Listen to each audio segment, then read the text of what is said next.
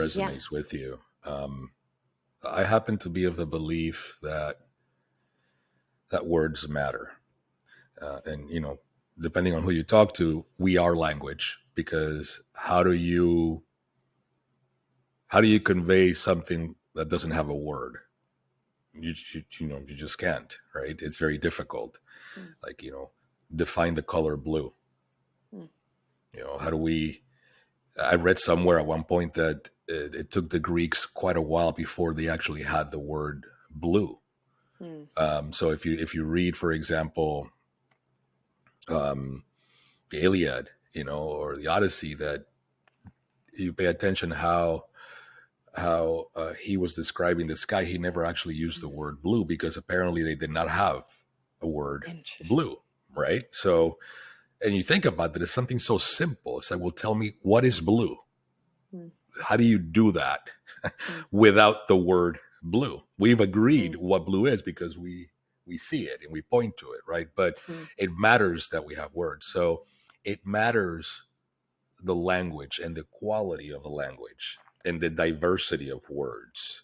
And I happen to, English is my second language, and I try really, really hard to enrich that language as much as possible so that I can have a rich vocabulary, because a rich vocabulary not only challenges my brain cognitively, but Yes. it also allows me to express myself in a way that is richer, right? Yes. And in my mind, that then leads to a better quality of communication, and in this case, a better quality of stories. Do Mm. you agree, disagree? You want to add anything to that?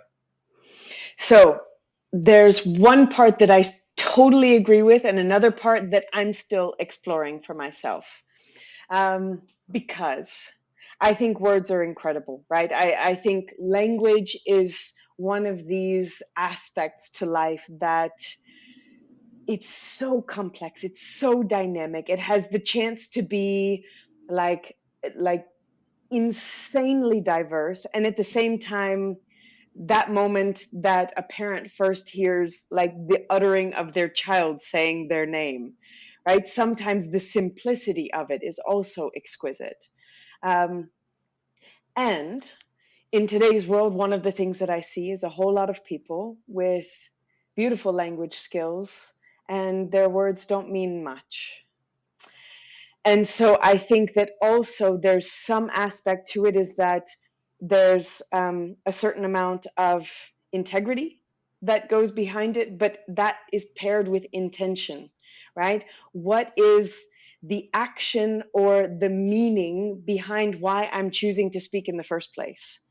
And that is a place where the words are still meaningful, but they can tear down or build up in these different ways. But there are also times where people just stop listening. It doesn't matter how powerful the words are. You see that a lot in government, actually, right? There are a lot of times where people are listening to politicians talk, and I'm not just singling out politicians, but it's one place that's very obvious. Um, is that a lot of people feel like, well, you're using pretty words and congratulations, but I don't see anything coming from it. So it means so little to me. So parts of ourselves, when we don't see actions matching up with the words, part of ourselves shut off. And we don't allow for those bridges of connection when the intention is not actually there and clear from the speaker. So it's one of those really interesting things, right? And at the same time, words have the power to destroy. They have the power to rebuild.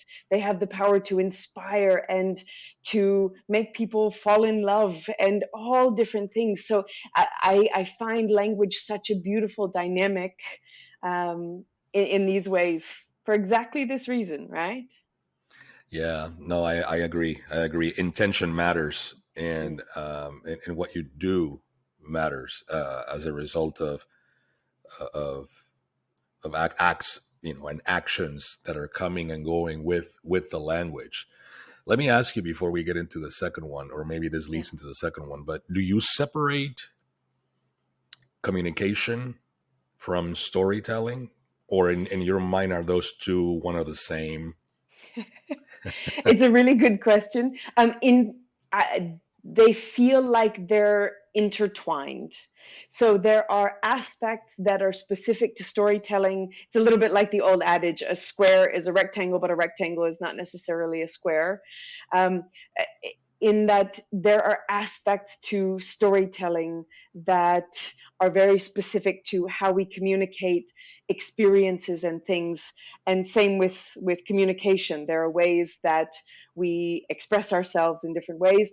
I haven't found the way yet to divide them up into two different categories, but when I feel like sometimes they fall in different buckets as far as what we're exploring, and that it may be easier to explore a topic from the specific standpoint of storytelling or the broader range of general communication, because then that also plays into how do we communicate data and information, how do we teach, how do we do all of these different things, for which storytelling is one part of communication. Interesting. Okay, I can definitely see that. I can see that interconnectivity, and also from reading different authors, right? Mm, You see at different types of storytelling. You know, one that goes straight to the point, and one that kind of has to talk about the setting and kind of talks about all the background before yeah. you get to the point. And I can see different types of people being open to one versus the other, right? And then Yes. how do we then take that in and bring it into our day-to-day lives, which is what I'm always interested in. It's like, how do we learn from this style of communication uh, Yeah. to enhance and enrich our lives and the quality of our conversations, which is at the end of the day what we want, right? Amen. Totally. Totally. So what will Yeah. be the second thought? So the second thought plays into this topic of intention. And I love that you also asked the question between communication and storytelling, because this lives in the middle of that. And I love the acronym that comes with this because it just makes me laugh. But it's how to get fat with your audience.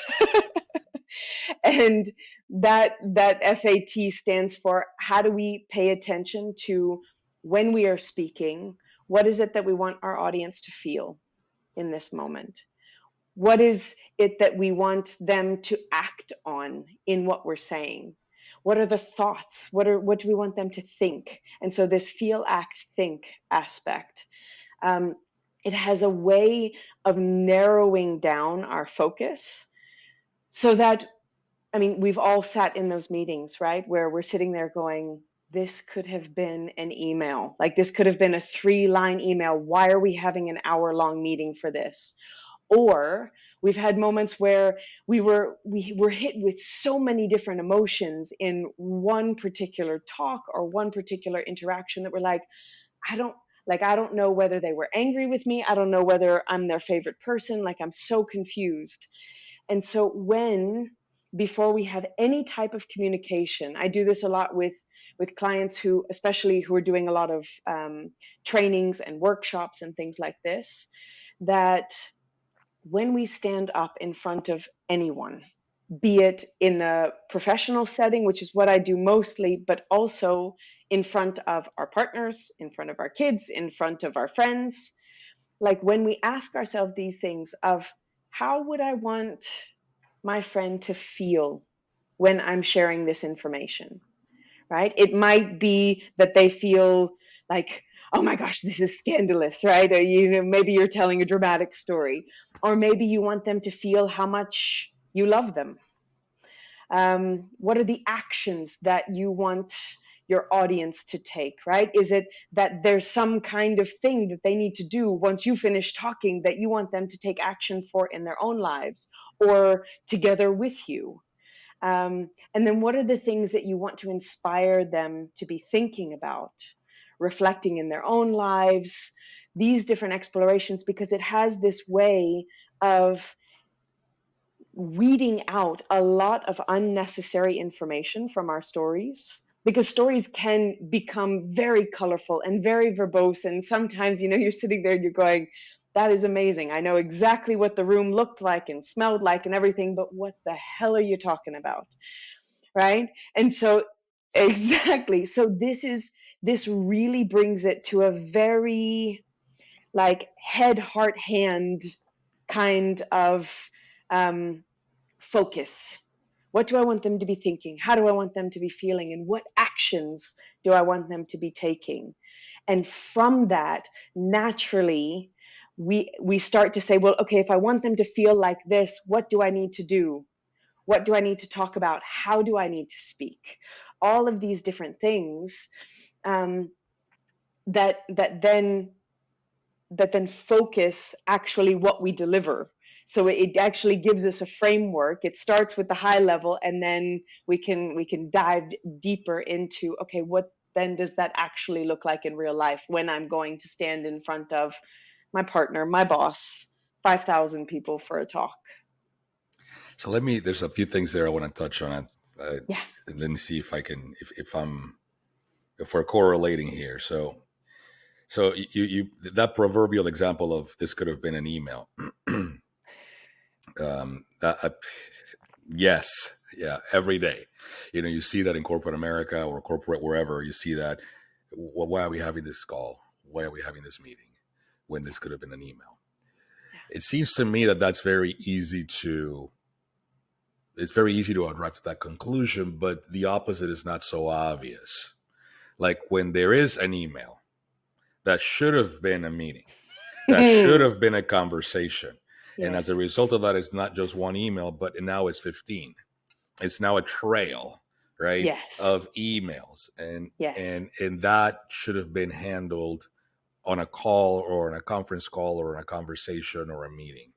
Yes. Have you found ways to in advance as you're doing the coaching, with your clients and so forth, do you see that there are ways that we can actually discern Mm. when we should have that meeting versus when should it be an email?